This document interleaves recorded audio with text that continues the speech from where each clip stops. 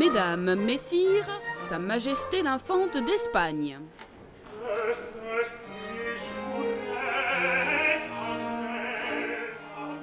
En 1745, c'est sous les traits d'une nymphe mégalomane que Rameau caricature la promise du dauphin Louis.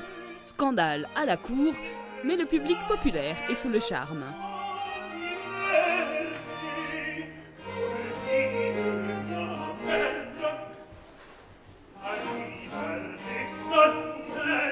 Désormais, la métamorphose ratée d'une bête des marais en princesse prend de nouvelles couleurs. C'est quelque chose d'extrêmement actuel dans la société dans laquelle on vit, d'aller jusqu'à dénigrer les gens avec qui on partage notre vie pour vouloir systématiquement avoir le droit à un statut supérieur.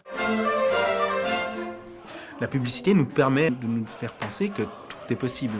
Et quelque part, c'est le personnage-là, il a l'impression que finalement, il n'y a pas de limite, alors que la réalité va la rattraper à la fin de l'histoire.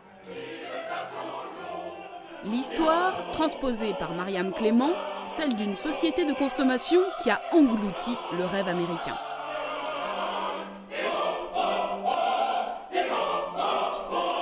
C'est un opéra qui est qui a énormément de facettes, qu'on peut interpréter de beaucoup de manières différentes, aussi bien sociales, presque politiques. On peut l'interpréter aussi de manière assez psychanalytique, finalement, cet être un peu dégoûtant, répugnant, sorti du marais, qui sert à la fois de repoussoir et de fantasme. Il y a un côté, en fait, assez subversif.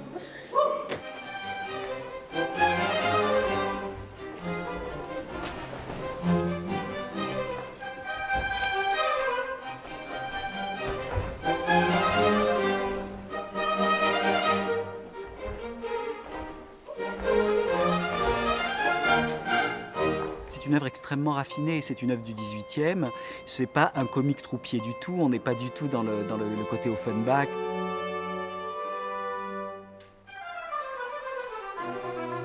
Et ce raffinement, ça fait mouche vraiment auprès d'un public contemporain, et ça c'est ce qui est le plus agréable pour nous.